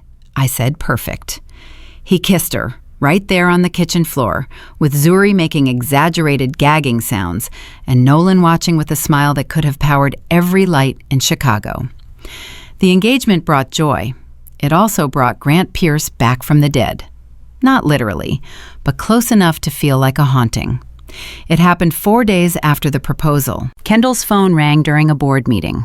Unknown number. She declined it. It rang again. She declined again. It rang a third time, and her assistant leaned in and whispered, "He says he's Nolan's father. He says it's urgent." Kendall's blood turned to ice water. She excused herself from the boardroom, walked to her office, closed the door, and called the number back with hands that shook so violently she misdialed twice. Grant answered on the first ring. "Kendall." His voice hadn't changed. Still smooth, still polished, still carrying that undertone of entitlement that used to make her feel small. "It's been a while. 4 years." Her voice was steel wrapped around panic. 4 years of nothing, Grant. What do you want?" "I saw the engagement announcement. Your assistant posted it on the company's social media. Congratulations." "You didn't call to congratulate me." Silence. Then, "I want to see my son." Kendall sat down because her legs stopped working. "Your son, the son you called broken, the son you requested zero custody of, the son you haven't contacted, haven't called, haven't sent a single birthday card to in 4 years. That son?" "People change, Kendall." "Do they? Because I changed the day you left. I changed the day I watched you slap our 2-year-old's hands down for signing. I changed every single day I had to explain to a deaf child why his father never came back. So don't talk to me about change. I have rights." The words hit her like a slap. "You gave up your rights." "I gave up custody. That's not the same thing legally, and we both know it. I've been talking to a lawyer. If I petition the court, I can request visitation, especially now that you're about to marry someone who isn't his biological father." Kendall's world tilted. She gripped the edge of her desk. "You're threatening me." "I'm informing you. There's a difference." "Why now, Grant? Why after 4 years of absolute silence?" Another pause. Longer this time. And when Grant spoke again, the polish was gone. "Because I'm broke, Kendall. Because I made bad investments and worse decisions, and I'm looking at bankruptcy. Because my lawyer says a custody petition against a woman worth $200 million could result in a very generous settlement to avoid a public trial." There it was, the truth, stripped of every pretense. Not fatherhood, not regret, not love for his son. Money. It was always money. "You're trying to extort me," Kendall said, her voice dropping to a whisper that was more dangerous than any shout. "Using our deaf son as leverage for a payday." "I'm exercising my parental rights." "You don't have parental rights. You have a DNA connection and a lawyer who smells blood. That's not the same thing." "See you in court, Kendall." He hung up. Kendall sat in her office for 11 minutes without moving. She counted the minutes on the clock above her door because counting was the only thing keeping her from screaming. Then she called Marcus. He answered the way he always answered, warm and easy. "Hey, how's the meeting going?" Grant called. The warmth vanished. Marcus's voice went flat and alert, the same voice he used at the hospital when a child's vitals dropped. What did he say? Kendall told him everything, word for word. When she finished, the silence on Marcus's end was so complete she thought the call had disconnected. "Marcus? I'm here.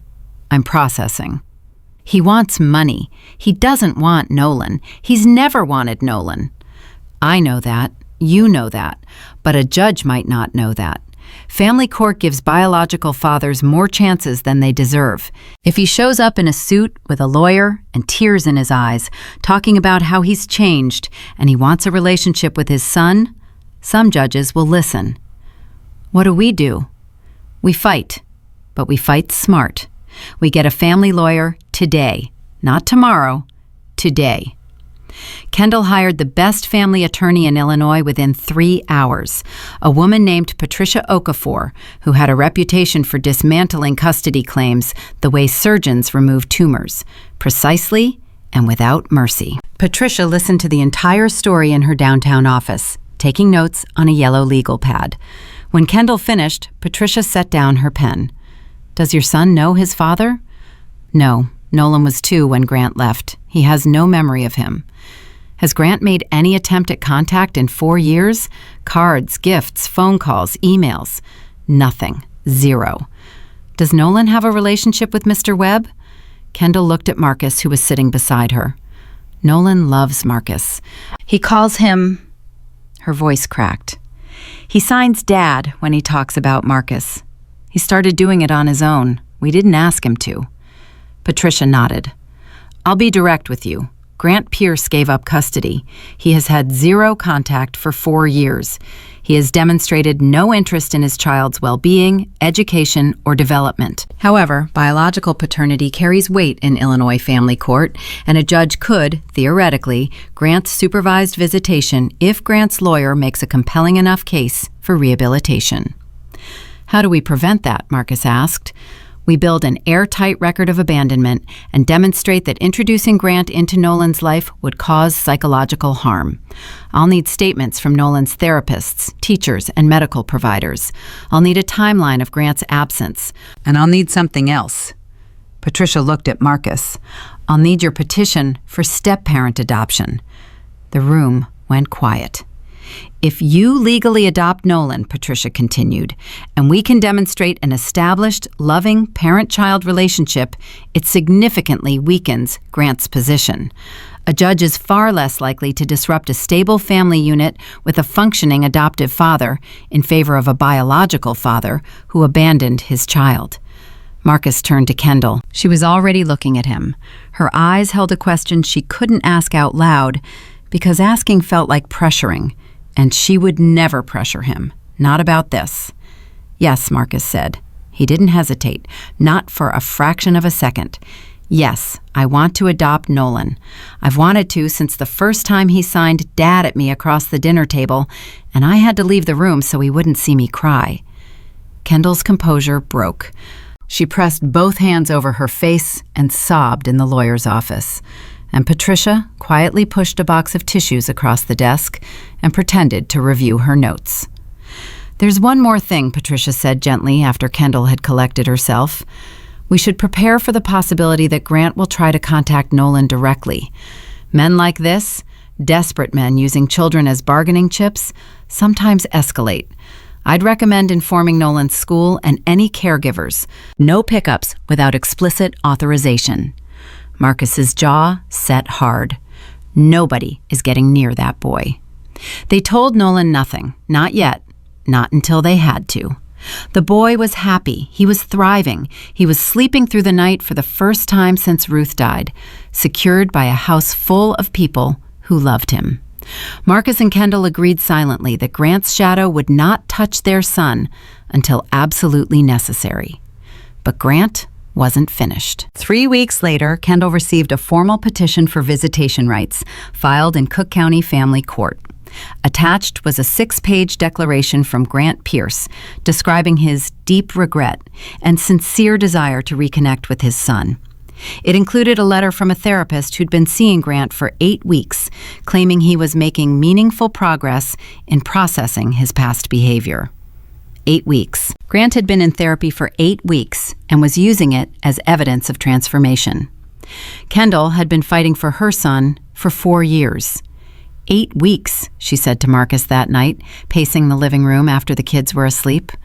"I spent 2.5 years learning sign language. You spent 4 years rebuilding Zuri's voice. And this man goes to therapy for 8 weeks and thinks that earns him access to the child he threw away?" "It won't work," Marcus said. "Patricia's already filing our response. We have 4 years of documentation, Kendall. Report cards with my name on them. Medical records where I'm listed as emergency contact. Teacher conferences I've attended. Therapy sessions I've sat through. 8 weeks of his crocodile tears don't erase 4 years of my showing up." But what if the judge, then we appeal. And if the appeal fails, we appeal again. I'm not losing that boy, Kendall. Not to a man who slapped his hands for signing. Kendall stopped pacing. She looked at Marcus. You really love him. He's my son. Not legally yet, but he's mine. He's been mine since the day Zuri held his hands on that airplane and I watched him stop crying. He's been mine since the first nightmare I walked him through. He's been mine since the morning he crawled into my lap at breakfast and signed Dad, like it was the most natural word in the world. Kendall crossed the room and wrapped her arms around him and held on the way Nolan held his blue blanket, tight and desperate and unwilling to let go. We're going to win, she whispered. We're going to win, he confirmed. The court date was set for March, 4 months away. 4 months of preparation, documentation, legal strategy, and the slow, acid drip of anxiety that comes with knowing someone is trying to take your child. Marcus threw himself into the adoption paperwork, home study, background check, financial disclosure. The financial disclosure was humbling. His annual salary next to Kendall's net worth looked like a typo. But Patricia assured him that family court cared about stability, presence, and love, far more than bank balances. You're a pediatric occupational therapist, Patricia said during a prep session. You specialize in helping children communicate. You've been an active, daily presence in Nolan's life for over a year. You've learned sign language. You've attended every school meeting, every therapy session, every medical appointment. No judge in their right mind is going to look at you and see anything other than a devoted father. And if the judge isn't in their right mind, Patricia smiled for the first time, then they'll have to deal with me. In January, 2 months before the hearing, Grant escalated. He showed up at Nolan's school. Marcus got the call at the hospital during his lunch break. The school principal, Mrs. Hayward, her voice tight with controlled alarm. Mr. Webb, a man came to the front office today requesting to see Nolan Pierce. He identified himself as Nolan's biological father. We followed the protocol you and Mrs. Pierce put in place and denied access. He became agitated. He raised his voice. Our security officer escorted him off the property. I wanted you to know immediately. Marcus's hands went numb. His lunch tray clattered against the cafeteria table. Is Nolan okay? Nolan was in class the entire time. He has no idea anything happened. Thank you. Don't let anyone near him. I'm calling our lawyer right now. Marcus called Patricia. Patricia called the judge's clerk. Within 48 hours, they had an emergency protective order preventing Grant from coming within 500 feet of Nolan's school, home, or any location where the child was known to be. That night, Marcus sat on Nolan's bed while the boy slept. He watched him breathe. He watched his small hands twitch on top of the blue blanket, signing in his sleep, dreaming in the language his grandmother had given him. Nobody touches you, Marcus whispered, knowing Nolan couldn't hear him. Saying it anyway, because some promises need to be spoken into the universe, whether anyone's listening or not. Nobody takes you from this family, not while I'm breathing. Kendall found him there an hour later. She didn't say anything. She sat on the floor beside the bed and leaned her head against Marcus's knee, and they kept watch together over a sleeping boy who had no idea that a man who'd once called him broken was trying to buy his way back into his life. The court date arrived on a cold Wednesday in March. Marcus wore his best suit. Kendall wore hers. Patricia Okafor carried a file so thick the court clerk needed both hands to accept it. Grant Pierce sat across the courtroom. He looked thinner than the photos Kendall had shown Marcus. Expensive suit, but worn at the cuffs. Hair professionally styled, but eyes that darted around the room with the restless energy of a man who knew he was outgunned, but had nothing left to lose. His lawyer, a man named Douglas Pratt, was competent, but overmatched. He presented Grant's 8-week therapy record, a character letter from Grant's employer, and a handwritten letter to Nolan that Grant read aloud with tears running down his face. Dear Nolan, Grant read, his voice breaking at practiced intervals. I am sorry I wasn't there for you. I was scared and selfish, and I made the worst mistake of my life. I want the chance to know you. I want the chance to learn your language. I want to be your father." Kendall's hands were white on the armrests. Marcus reached over and covered her fist with his palm. She didn't relax, but she stopped shaking. Then Patricia Okafor stood up. She didn't raise her voice. She didn't need to. She presented 4 years of documentation. School records listing Marcus Webb as primary contact. Medical records showing Marcus present at every appointment. Therapy reports documenting Nolan's progress under Marcus's care.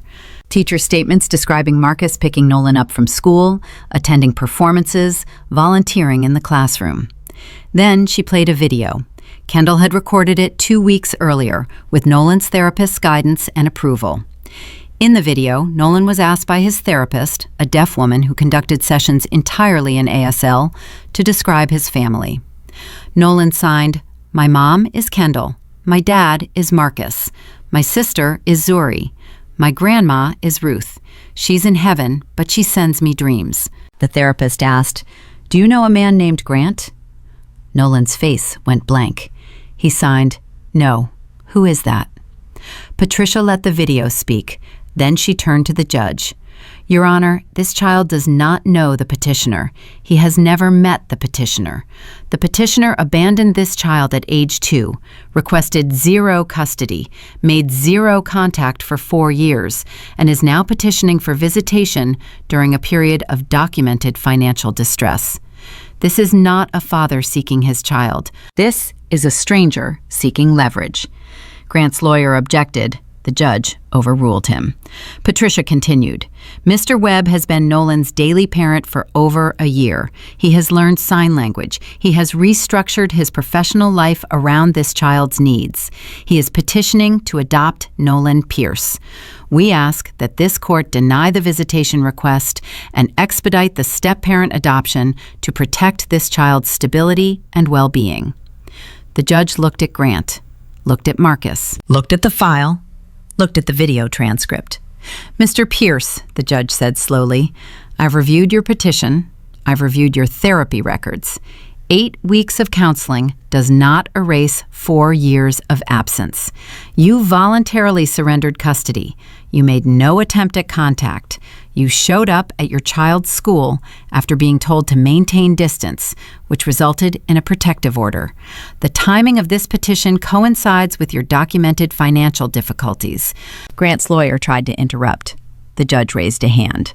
"Visitation denied. I'm recommending expedited review of Mr. Webb's adoption petition. This child has a family. This court's job is to protect it." Kendall's head dropped. Her shoulders shook. Marcus pulled her against him and held her, and looked across the courtroom at Grant Pierce, who sat there with his expensive suit and his empty hands and his handwritten letter to a son who didn't know his name. Grant looked back at Marcus, and for 1 second, something passed between them. Not hatred, not triumph, something sadder. The recognition of a man who'd thrown away the most important thing he'd ever been given and was only now, too late, understanding what it was worth. Grant stood up. He walked out of the courtroom without looking back. No fight, no appeal, no scene. He just left, the same way he'd left 4 years ago, walking away from his son, this time, forever. Marcus held Kendall until she stopped shaking. Patricia packed up her file. The clerk called the next case. And in a school 15 miles away, Nolan Pierce sat in his classroom, signing a story about volcanoes to his best friend, completely unaware that a courtroom full of strangers had just decided his future, completely unaware that a man he'd never met had tried to take him and failed. Completely safe in a world built by a mother who wouldn't stop learning, and a father who chose him, and a sister who'd walked up an airplane aisle 2 years ago with purple sneakers and steady hands and changed everything. The adoption was finalized on a Friday in May. Marcus held the paperwork in both hands and read his own name next to Nolan's and felt something lock into place inside his chest that he hadn't known was loose. A tumbler clicking shut. A door closing on every doubt, every fear, every whispered question about whether he belonged in this family. Nolan didn't understand the legal significance. He was 6. Courtrooms and custody papers meant nothing to him. But Kendall had explained it in sign that morning, kneeling in front of him before school, her hands steady, her signs clear and confident in a way that still amazed Marcus every time he watched her. Marcus is now your daddy, not just in our house, everywhere, on paper, in the eyes of the law, forever. Nolan had looked at her with that expression Marcus knew so well, the head tilt, the processing, the moment where Nolan's brain absorbed information and decided how to feel about it. He was already my daddy, Nolan signed. Now the paper knows too? Kendall laughed. Yes, baby, now the paper knows too.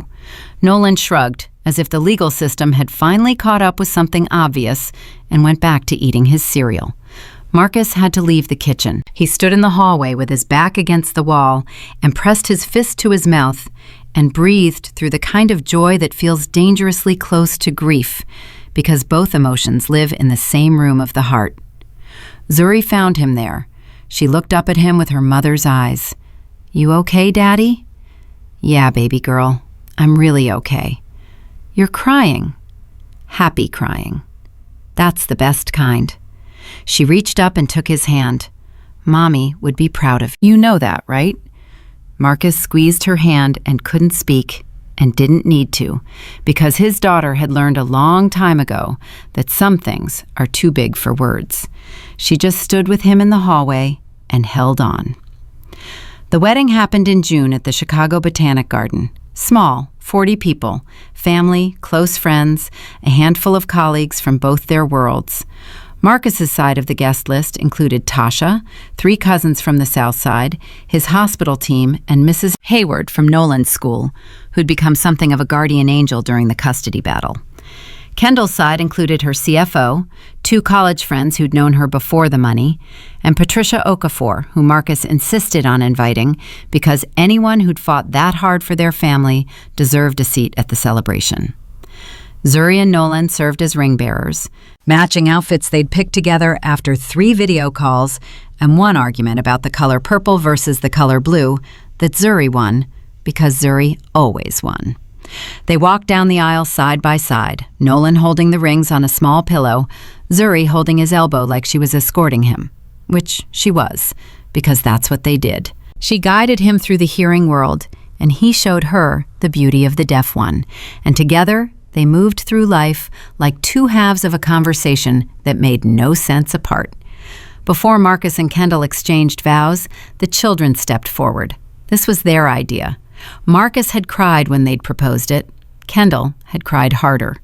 Zuri spoke aloud while simultaneously signing so that every person in the audience and every person who couldn't hear could follow. "Nolan and I want to make promises to each other," she said, her voice clear and strong, her hands moving with the fluid precision of a girl who'd been building bridges between silence and sound for 5 years. "I promise to always be your voice when you need one, and to be quiet when you don't. I promise to teach you every sign I learn, and to learn every sign you teach me. I promise that when the world doesn't understand you, I will. Always. Because you're my brother, not because of a paper. Because of this." She took Nolan's hands in hers and held them up so the audience could see. 2 pairs of hands, 1 brown, 1 white, both speaking the same language. Nolan signed his promise. Zuri translated. "I promise to show you that silence is not empty. I promise to be brave when you're scared, and to let you be brave when I'm scared. I promise that when people look at us and see different, we'll show them family. I promise I'll never stop talking to you, even when my hands are tired. Because you walked toward me on an airplane when everyone else looked away, and that made you my sister forever." 40 people, not 1 dry eye. Not 1. Marcus stood at the altar and watched his daughter hold his son's hands and thought about a living room floor 4 years ago where a silent girl had corrected his clumsy signs and taught him that love doesn't need sound. He thought about Denise, who would have stood in this exact spot and wept with joy. He thought about Ruth, who would have sat in the front row and signed, "I told you so," to Kendall. He thought about all the broken things that had led to this unbroken moment. Then he looked at Kendall, and she looked at him, and they said their vows the way they'd learned to say everything that mattered, out loud and with their hands simultaneously, so that every member of their family could understand every word. That night, after the guests were gone and the kids were asleep at Tasha's, Marcus and Kendall stood on the balcony of their hotel overlooking Lake Michigan. "We did it," Kendall said. "Which part?" "All of it. The flight, the phone calls, the move, Grant, the adoption, this." She held up her left hand. 2 rings now, the engagement diamond and a wedding band. "We did all of it." "We did," Marcus agreed, "and it almost killed us about 4 times. Kendall laughed. Then she got quiet. "Marcus, I want to do something bigger than us. Bigger than getting married and adopting a child and fighting a custody battle and merging 2 households from opposite ends of the economic spectrum. You want to go bigger? I want to start a foundation for deaf children and their families. I have the money, you have the knowledge. Together we could help families who are going through what we went through, but don't have the resources to fight for their kids." Marcus turned to look at her. "You've been thinking about this for a while. Since the airplane. Since I watched my son crying and couldn't understand him, and a 7-year-old girl walked up and did what I couldn't. Every day since then, I've thought about all the mothers sitting on airplanes and in kitchens and in school parking lots who can't understand their deaf children and don't have a What would it look like? Free sign language classes for families, interpreter training programs, advocacy for school inclusion policies, therapy services, technology access. Everything I could buy for Nolan, but most families can't afford. I want to tear down the wall between deaf children and the world, and I want to do it with your expertise and my resources and everything we've both learned from nearly losing our kids to silence." Marcus's mind was already building it. The program structures, the therapeutic frameworks, the community partnerships. His entire career had been preparing him for this without him knowing it. "What do we call it?" he asked. Kendall's eyes glistened. "The Denise and Ruth Foundation for Deaf Children." Marcus stopped breathing. His wife had just named their foundation after his dead wife and her dead mother. She'd put Denise first. She'd linked their losses together in a single name that honored both women, without competing, without ranking, without any of the complicated jealousy that could have existed between a living wife and a dead one. Kendall. "They made us who we are, Marcus. Denise taught you to love so hard that when your daughter stopped speaking, you rebuilt your entire world to reach her. Ruth taught me that patience is the highest form of intelligence, and that understanding your child is more important than controlling them. Without those 2 women, none of this exists. Not us, not our family, not the 4,000 families we're going to help." 4,000? To start, I'm thinking bigger, but Patricia says I need to file the nonprofit paperwork before I start making promises. Marcus pulled her into him and held on the way he'd learned to hold on. Not desperately, not fearfully, with the steady, grounded grip of a man who'd learned that the strongest holds are the ones that don't need to squeeze. The foundation launched in September. Kendall donated the initial funding. Marcus designed the programs. They hired 12 staff members in the first month, including 3 deaf educators, 2 ASL interpreters, a family therapist, and a program director named James Holton, who'd been deaf since birth and had spent 20 years advocating for deaf children in the Chicago public school system. "You want to do what no one's done before," James signed during his interview, his expression skeptical but interested. "Free comprehensive services for deaf families, ASL training, therapy, school advocacy, technology, all free. You know how many people have promised that and failed?" "How many?" Kendall asked through the interpreter, though she was following James's signs with increasing confidence. "All of them. Every single one.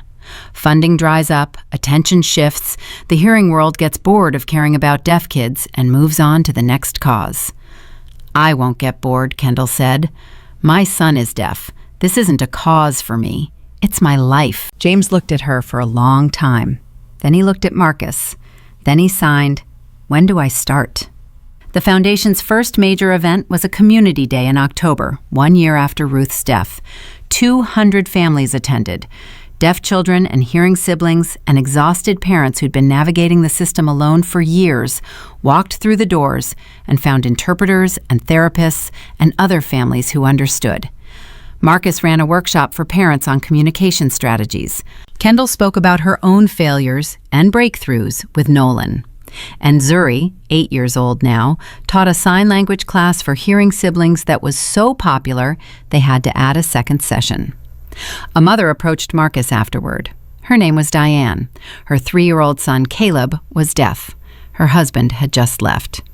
"He said it was too hard," Diane told Marcus, her voice shattered. "He said he didn't sign up for a special needs child. He said I should put Caleb in a residential program and try again for a normal kid." Marcus's blood pressure spiked. The same words, the same cowardice, a different man wearing the same mask of weakness that Grant Pierce had worn. "Your son is not a problem to be solved," Marcus said. "He's a child to be loved. And the man who left, he didn't lose a family. He disqualified himself from one." Diane broke down. Marcus held her the way strangers sometimes need to be held, the way he wished someone had held Kendall on that airplane before Zuri got there. When Diane pulled back, she looked at him with the same expression Kendall had given him in first class 2 years ago, the drowning person seeing air. "Can you help us?" Diane asked. "That's why we're here," Marcus said. "That's exactly why we're here." The foundation grew. First year, 200 families. Second year, 800. By the third year, they'd helped over 2,000 families across Illinois. Kendall secured corporate partnerships that funded expansion into 3 more states. Marcus developed a training curriculum for pediatric therapists specializing in deaf children that was adopted by 4 major children's hospitals. They published research together. They spoke at conferences together. They testified before the state legislature together, advocating for mandatory ASL resources in public schools. Zuri became the foundation's youngest ambassador. At 10, she spoke at a fundraising gala in front of 300 donors and told the story of walking up an airplane aisle at age 7 because a boy was crying and nobody was listening. "I didn't do anything special," she said into the microphone, her hands signing simultaneously, the way her family communicated. "I just didn't look away. That's all any of us have to do. Don't look away. When someone is hurting and you can help, don't look away. Walk toward them. Speak their language, even if your hands shake, even if you get it wrong. Show up. That's all. Just show up." 300 people stood and applauded. Nolan, sitting in the front row between Marcus and Kendall, felt the vibrations through the floor and looked up at his sister on the stage and signed, "That's my butterfly." Kendall translated for Marcus. Marcus couldn't respond because his throat had closed. 5 years after that November flight. 5 years since a 7-year-old girl in purple sneakers unbuckled her seatbelt and walked from economy to first class and placed her hands in the air between 2 worlds.